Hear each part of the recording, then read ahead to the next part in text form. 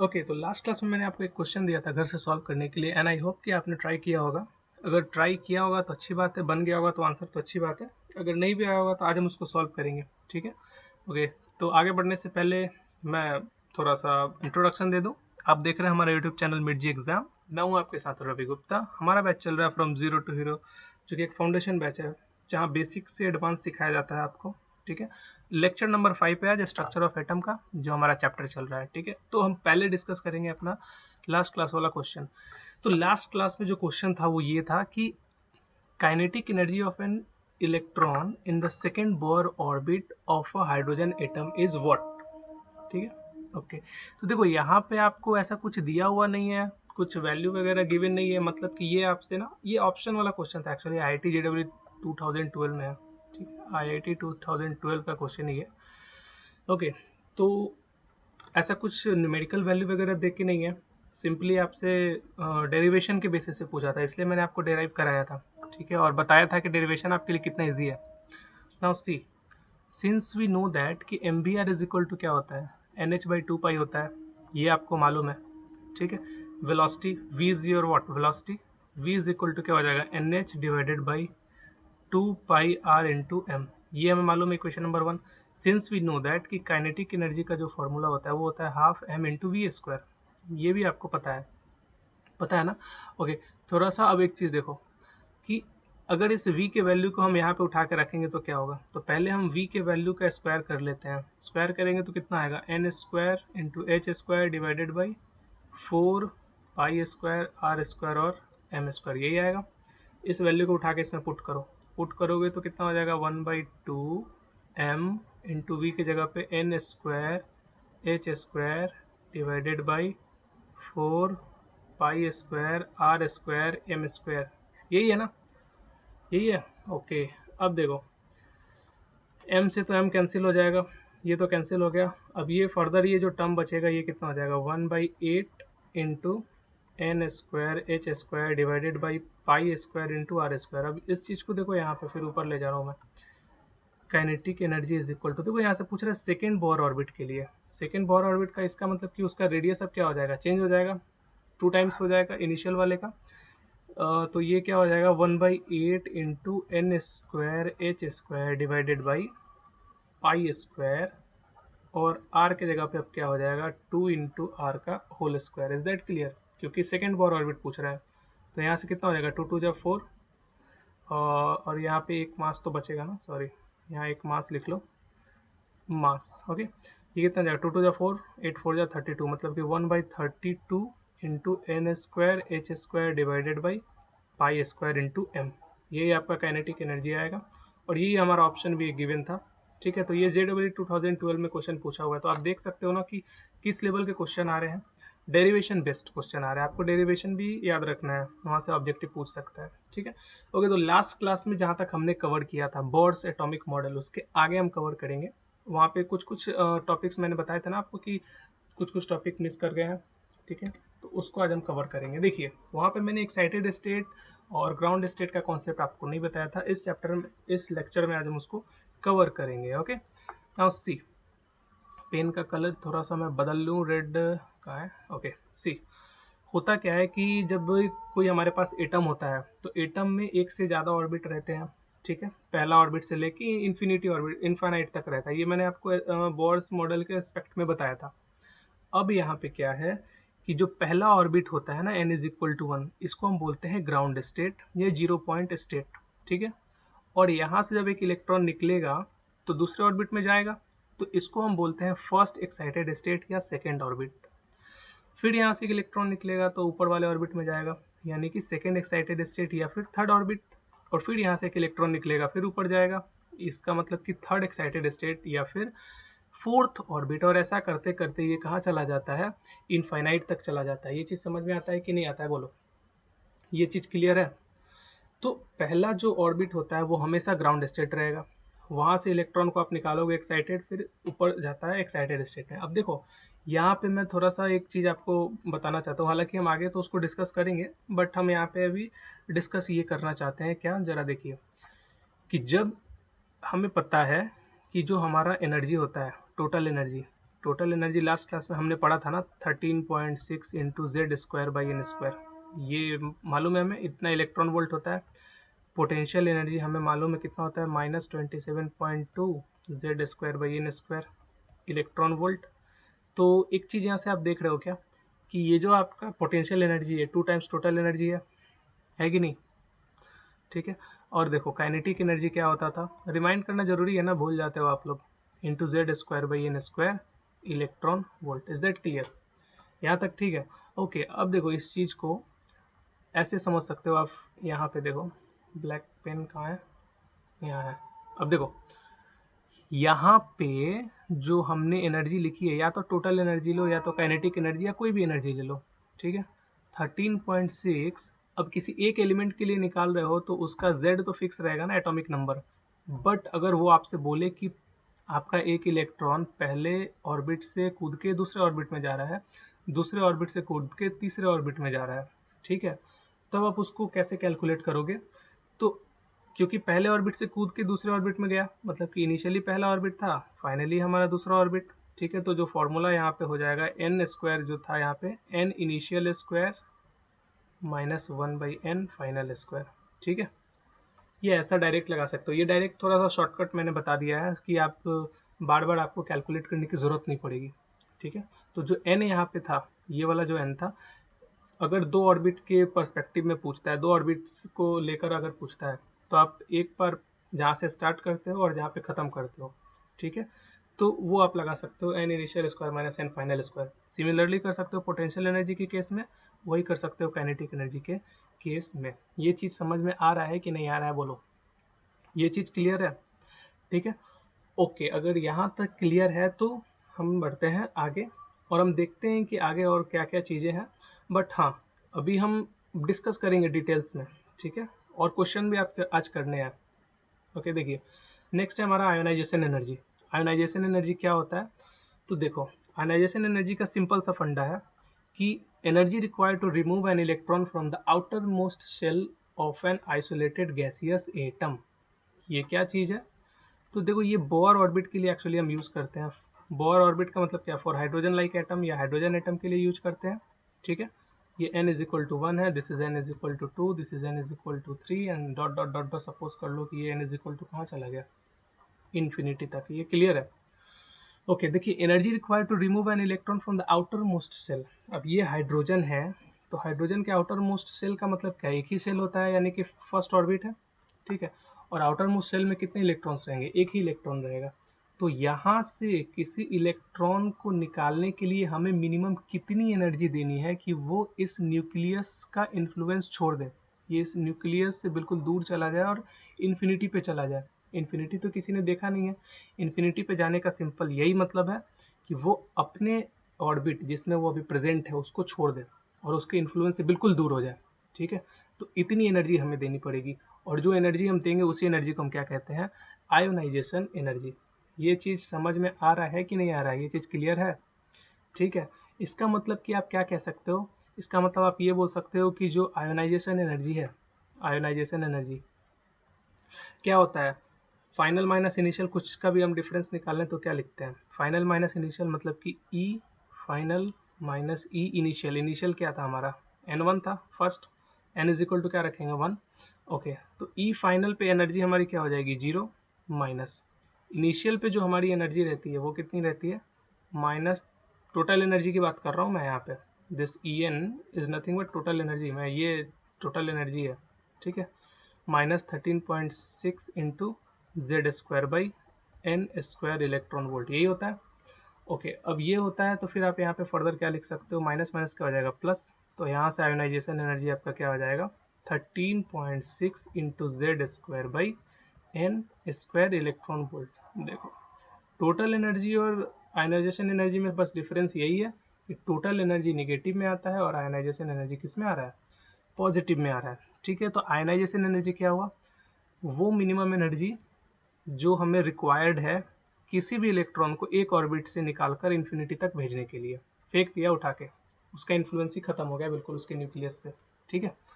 Okay, तो ionisation energy होती है फाइनल माइनस इनिशियल, ठीक है, where n is equal to ground state. अब बेसिकली ग्राउंड स्टेट से उठा के फेंक रहा है, ठीक है, तो ये आयनाइजेशन एनर्जी है। ये चीज़ क्लियर है? ओके, अगर ये चीज़ समझ में आ रहा है तो फिर आओ जरा देखते हैं नेक्स्ट हमारा क्या है। Next is our binding energy. Okay, देखिए अभी हम क्या कर रहे थे, हम लोग ग्राउंड स्टेट से उठा के बिल्कुल इन्फिनिटी तक फेंक रहे थे, ठीक है।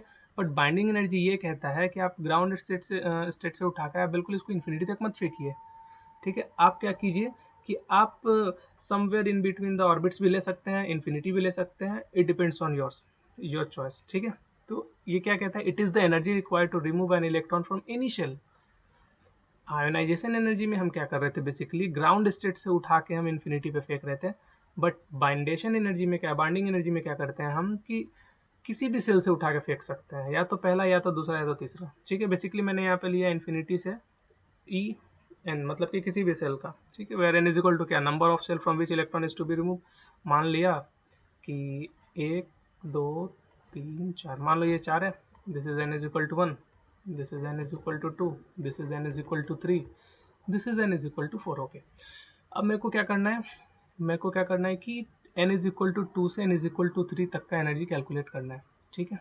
n is equal to 2 से n is equal to 3 तक का एनर्जी जब हम कैलकुलेट करेंगे तो हम यहाँ पे क्या लिख सकते हैं, बाइंडिंग एनर्जी क्या लिखते हैं, फाइनल माइनस इनिशियल। फाइनली किस में जा रहा है, थर्ड वाले में, तो E3 माइनस इनिशियली किस में था, 2 में, तो E3 माइनस E2, ठीक है। ओके, अब क्या आपको ये चीज़ मालूम है कि हम एनर्जी का फॉर्मूला पढ़ चुके हैं, कितना होता है एनर्जी का formula, 13.6 into Z square by n square, ठीक है।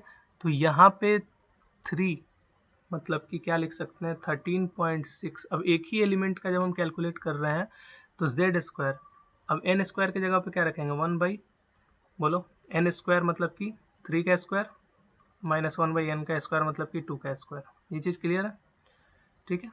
नेक्स्ट है हमारा एक्साइटेशन एनर्जी। देखिए एक्साइटेशन एनर्जी क्या कहता है, the energy required to excite an electron from a lower state to a higher state. Basically एक लोअर स्टेट से हायर स्टेट में एक्साइट करने के लिए हमें कितनी एनर्जी की जरूरत पड़ती है, इसी को हम क्या कहते हैं, एक्साइटेशन एनर्जी, ठीक है। यहाँ से यहाँ तक कितनी एक्साइटेशन एनर्जी हमें देनी पड़ेगी। अब देखिए एक बात यहाँ पे जो हमें याद रखनी पड़ सकती है, आपको कैलकुलेट भी कर सकते हो, ठीक है। जो n इज इक्वल टू 1 है, इसके लिए अगर हम टोटल एनर्जी का टर्म निकालें तो 13.6 क्या होता है, फॉर्मूला पहले हम यहाँ पे लिख लेते हैं रेड कलर से, फॉर्मूला, हाँ फॉर्मूला यहाँ पे लिख सकते हैं, total energy is equal to क्या होता है, -13.6 into Z square by n square. चलो ठीक है, ओके। अब हम यहाँ पे बारी बारी से पुट करेंगे, बारी बारी से वैल्यू को रखते जाएंगे। 13.6 इंटू जेड स्क्वायर, जेड मान लो कि हाइड्रोजन है, हाइड्रोजन के लिए जेड कितना हो जाएगा, 1 हो जाएगा, चलो।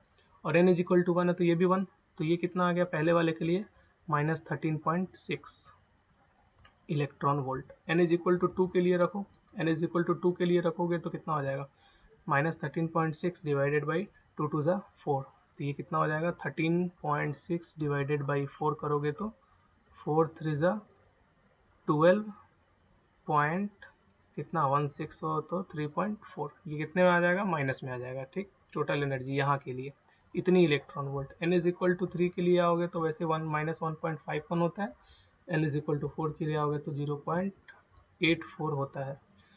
अब देखो, अब एक बात जरा ध्यान से सुनो कि यहाँ पे जो हमारा n इज इक्वल टू 2 है और जो n इज इक्वल टू 1 है, इन दोनों के बीच में जो एनर्जी डिफरेंस है वो कितना है और वो क्या सिग्निफिकेंस बताता है। सिग्निफिकेंस पे ज़्यादा ध्यान देना है। अगर किसी इलेक्ट्रॉन को n इज इक्वल टू 1 से n इज इक्वल टू 2 तक जाना है तो उसे मिनिमम कितनी एनर्जी की ज़रूरत पड़ेगी, ठीक है। अगर किसी इलेक्ट्रॉन को n इज इक्वल टू 1 से n इज इक्वल टू 2 तक जाना है तो मिनिमम कितनी एनर्जी की ज़रूरत पड़ेगी, ठीक है ना। तो delta E is equal to क्या लिखते हो, E final minus E initial लिखते हो। फाइनल पे जो एनर्जी है वो आपकी कितनी है, -3.4, माइनस इनिशियल पे जो आपकी एनर्जी है वो कितनी है, -13.6, तो ये कितना हो जाएगा, यहाँ से आप कैलकुलेट करोगे तो ये हो जाएगा 10.2 इलेक्ट्रॉन वोल्ट। तो मिनिमम हमें उस इलेक्ट्रॉन को 10.2 इलेक्ट्रॉन वोल्ट की एनर्जी देनी पड़ेगी, तब जाकर वो इलेक्ट्रॉन क्या करेगा, जंप मारेगा और ऊपर जाएगा। Is that clear, okay. अगर ये क्लियर है तो फिर हम आगे देखते हैं। अगर वो ऊपर से, देखो ये नीचे से ऊपर गया, अगर वो ऊपर से नीचे आएगा तो फिर क्या हो जाएगा, रिवर्स हो जाएगा, उल्टा हो जाएगा। ठीक है, तो ये चीज़ आपको ध्यान रखनी है कि मिनिमम हमें इस इलेक्ट्रॉन को इतनी एनर्जी देनी पड़ेगी, तब जाके ये क्या हो पाएगा, ऊपर जा पाएगा। क्लियर? ओके, चलिए फिर आगे बढ़ते हैं। Okay, now we have a question, very good question. In a hydrogen atom, if energy of an electron in ground state is 13.6 electron volt, then that of an second excited state is what? देखो second excited state कहने का मतलब है, what does it mean? second excited state का मतलब कि orbit number कितना हो जाएगा, 3. Okay, second excited state means what? Orbit number 3. Now what we have to calculate? We have to calculate कि सेकेंड एक्साइटेड स्टेट या फिर ऑर्बिट नंबर 3 में एनर्जी कितनी होगी। तो हमें पता है this is equal to -13.6 into Z square divided by n square. Okay, now -13.6 into Z की जगह कितना हो जाएगा 1। एन इज इक्वल टू, इसके लिए पूछ रहा है, देखो यहाँ पे एनर्जी पॉजिटिव है, इसका मतलब कि ये आयनाइजेशन एनर्जी के बारे में बात कर रहा है। ठीक है, ये चीज़ भी आपको ध्यान रखनी है, तो ये पॉजिटिव हो जाएगा। 3 के लिए पूछ रहा है तो 3 3 जा 9, यहाँ से डिवाइड करोगे तो 9 1 जा 9, 4 6 1.51 इलेक्ट्रॉन वोल्ट। तो ऑप्शन क्या हो जाएगा, ये हो जाएगा। ठीक है, ये चीज़ आपको ध्यान में रख के चलना है कि ये ग्राउंड अगर पॉजिटिव है निगेटिव है क्या है, उस चीज़ को कैलकुलेट करते हुए फिर हमें आगे बढ़ना है। Clear? Okay, now in the Bohr series of lines of hydrogen. अच्छा, ये स्पेक्ट्रम का प्रॉब्लम ही हम करेंगे नेक्स्ट लेक्चर में, ये स्पेक्ट्रम का प्रॉब्लम है, अभी आपने स्पेक्ट्रम पढ़ा नहीं है। नाउ नेक्स्ट प्रॉब्लम इज, कहाँ गया, ये प्रॉब्लम देखो, अकॉर्डिंग टू बोर्स थ्योरी के हिसाब से एंगुलर मोमेंटम 5वें ऑर्बिट का आपसे पूछ रहा है। तो हमें पता है एंगुलर मोमेंटम का फॉर्मूला क्या होता है, mvr is equal to nh/2π। Okay, तो पूछ रहा है कि एंगुलर मोमेंटम क्या होगा 5वें का, तो n की जगह पे क्या रखेंगे 5। दिस इज बेसिकली और क्या, एंगुलर मोमेंटम L से रिप्रेजेंट करते हैं इसको, 5 इंटू एच डिवाइडेड बाई 2π, और ये आया है कितना 2.5 इंटू एच डिवाइडेड बाई पाई। ये होगा, कितना सिंपल है, ये है JEE में पूछा है, JEE मेंस का क्वेश्चन ही है। ओके, नेक्स्ट क्वेश्चन क्या कहता है, ionisation energy of helium plus ion is this, the energy of first stationary state n is equal to 1 of lithium 2 plus is क्या होगा। अब देखिए आयनाइजेशन एनर्जी के बारे में पूछ रहा है, एक दिया हुआ है हीलियम के लिए और लिथियम के बारे में पूछ रहा है, इसका दिया है और उसके बारे में पूछ रहा है for the first stationary state. ठीक है, तो इसको कैसे कैलकुलेट करेंगे, सबसे पहले तो हमें ये देखना है कि हमारा जो आयनाइजेशन एनर्जी है वो कैसे रिलेटेड है। ठीक है, हमारा जो आयनाइजेशन एनर्जी है वो कैसे रिलेटेड है जेड से और एन से। तो हमें पता है कि ionisation energy is equal to, जो डायरेक्टली प्रोपोर्शनल होता है Z square by n square के होता है, क्योंकि यहाँ पे हम हीलियम और लिथियम दो अलग अलग एलिमेंट्स को हम यहाँ पे कंपेयर कर रहे हैं, इसलिए हम यहाँ पे क्या लिख सकते हैं, आयनाइजेशन एनर्जी ऑफ 1 मतलब कि helium divided by ionisation energy of 2 मतलब कि लिथियम। 1 का मतलब हीलियम है, 2 का मतलब लिथियम है, इज इक्वल टू क्या लिख सकते हो आप, Z1 square divided by N1 square, this divided by Z2 square divided by N2 square, this will be equal to Z1 square divided by N1 square into N2 square divided by Z2 square. Clear? Okay, now see, we have ionization energy 1 कितना 19.6 into 10 to the power minus 18 divided by, अब ये तो निकालना है, ये पूछ रहा है ना फर्स्ट स्टेशनरी स्टेट, मतलब n इज इक्वल टू 1 है दोनों के लिए। Z1 मतलब कि हीलियम का Z1 कितना हो जाएगा, 2 2 जा 4 एटॉमिक नंबर, N1 तो 1 है पहले वाले के लिए, N2 भी 1 है दूसरे वाले के लिए, और Z2 मतलब कि लिथियम का एटॉमिक नंबर कितना होता है 3, 3 3 से कितना हो जाएगा 9। और यहाँ से फिर आप क्या कैलकुलेट कर सकते हो, ionisation energy of lithium, this will become 19.6 into 10 to the power minus 18 into 9 divided by 4, इतना इलेक्ट्रॉन वोल्ट। इसको आप कैलकुलेट कर लेना। ठीक है, तो यहाँ से हमारा आंसर आ जाएगा। तो बेसिकली यहाँ पे आयनाइजेशन एनर्जी से रिलेटेड ये एक क्वेश्चन था जो कि बहुत इजी था। ठीक है, okay, now see this question is very amazing, very very amazing, I mean I love this question. देखो ये क्वेश्चन क्या कहता है, जरा सुनो, कि एक गैस है जो कि एब्जॉर्ब करता है एक फोटोन को। फोटोन का जो वेवलेंथ है वो 355 न्यूटन मीटर है। ओके, और ये दो वेवलेंथ यहाँ पे एमिट करता है, दो वेवलेंथ यहाँ पे ये एमिट करता है। तो एक का एमिशन जो एमिट करता है, एक का जो वेवलेंथ दिया हुआ है जो निकल के आता है वो 680 आता है, तो दूसरे का कितना होगा ये आपसे पूछ रहा है। You have been asked for. जरा दिमाग लगाओ, इसको खुद से ट्राई करने की कोशिश करो। खुद से नहीं हो रहा है तो मैं तो हूँ ही यहाँ पे बताने के लिए। ठीक है, देखो जो यहाँ पे आपका फोटोन है, ठीक है, जब फोटोन एब्जॉर्ब हो रहा है तो एब्जॉर्ब होते समय वो 355 का वेवलेंथ ले रहा है, लेकिन एब्जॉर्ब होने के बाद जो वो एमिट कर रहा है ना फोटोन, तो दो फोटोन एमिट कर रहा है। तो उसने एब्जॉर्ब किया 355, लेकिन जब एमिट करते समय दो अलग अलग फोटोन को एमिट किया, इसका मतलब कि दोनों की एनर्जी को उसने एमिट किया।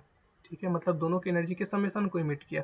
तो आप सिंपली यहाँ पे ये लिख सकते हो कि energy of absorb photon, pen का थोड़ा सा वेट कम करने के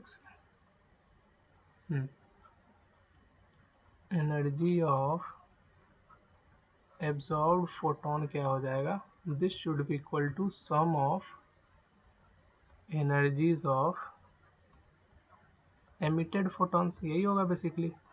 ठीक है, एमिटेड फोटोन कितने उसकी एनर्जी का सम होगा। हमें पता है एनर्जी का फॉर्मूला कितना होता है, hc डिवाइडेड बाई लैम्डा। और दो फोटोन को इमिट कर रहा है ना, तो पहले वाले का वेवलेंथ मान लिया लैम्डा 1, दूसरे वाले का मान लिया लैम्डा 2। ये चीज़ क्लियर है। hc तो कैंसिल हो जाएगा, ये सेम है। लैम्डा 1 दिया हुआ है आपका कितना 355, तो क्या लिखोगे 1/355। नैनोमीटर में है तो नैनोमीटर में ही छोड़ देंगे। एक का दिया है 680, तो दूसरे का आपसे पूछ रहा है, नहीं निकाल लोगे क्या यहाँ से। 1/λ2 is equal to 1/355 minus 1/680। Calculate नहीं कर लोगे, कर लोगे ना यहाँ से। ठीक है, कुछ भी नहीं करना है, यहाँ से 1/λ2 इज इक्वल टू 1/355 माइनस 1/680, इसका एलसीएम लेना है। एलसीएम लेने के बाद फिर कैलकुलेट करना है। ठीक है, कैलकुलेट करके चेक करना आंसर 743 आ रहा है या नहीं। ये JEE का आया हुआ क्वेश्चन है, इसलिए मैंने आपको ये दिया है। क्लियर, यहाँ से λ2 कैलकुलेट कर लोगे आप। ठीक है, ओके।